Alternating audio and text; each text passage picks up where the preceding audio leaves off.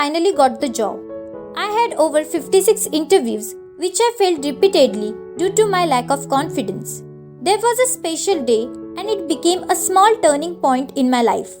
When I had my 49th failed interview, that time I couldn't answer the questions that the interviewer asked me. I was feeling ashamed of myself. I came out of the interview room and went to the restroom cubicle. Then I burst into tears while asking my mind, what is wrong with me? Why even after knowing the answers I couldn't say it out loud?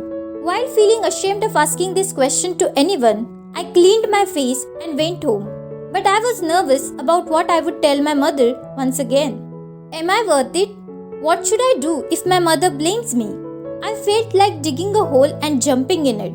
I told my heart that my mother loves me constantly. My inner angel and devil were fighting.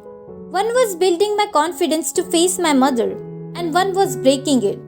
Knock, knock. Then I felt someone opening the door.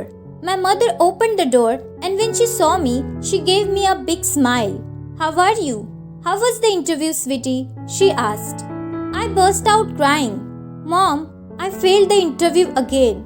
I'm so sorry for disappointing you again. She patted my back till I stopped crying. After that, she gave me a glass of water.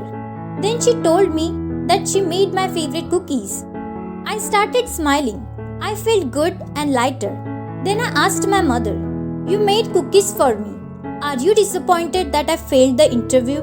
She replied, no dear, I made cookies for you because in case you clear the interview, it will make you feel happy, like a celebration. And in case you fail, it will cheer you up and give power for the next interview. I felt happy as I was holding the whole happiness in my arms, and that is my mother.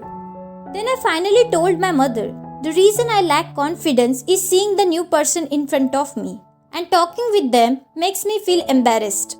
She advised me to give an interview or to talk with our neighborhood aunts, my friends, my strict dad and uncles.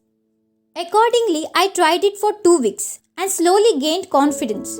Then I went for an interview and I did not pass that interview as well. Is this funny? Yes, right? But I looked at their faces and answered the questions. It made me feel so happy. I did not cry again because I knew I had made a one step towards success. Even though I failed the interview, I won over my lack of confidence. Whenever I used to go for an interview, my mother used to make my favorite food. After all my failed tries and attempts, I got the job at one of the best companies I wanted. I was happy, but my mother did not make my favorite food that day. I was feeling awkward, so I asked her, Mom, why didn't you make my favorite food today? I finally passed the interview. My mother told me she wanted to go for a walk with me, and I was happy about it. Suddenly, she stopped and looked at me and said, while you were busy preparing for your interviews and sad about it, I was upset about not being able to spend time with my daughter. So I gave you support and encouragement to move forward. And now you have passed the interview. I'm happy for you.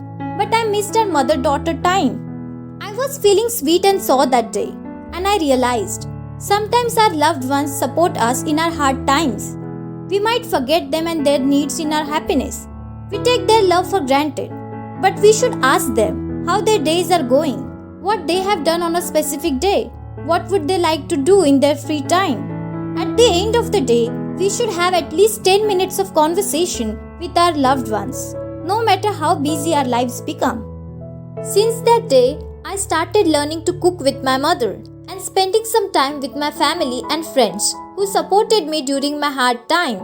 Now, I have confidence because of the love, respect and support my family and friends have given to me. Let's not forget them in the journey of making our successful careers.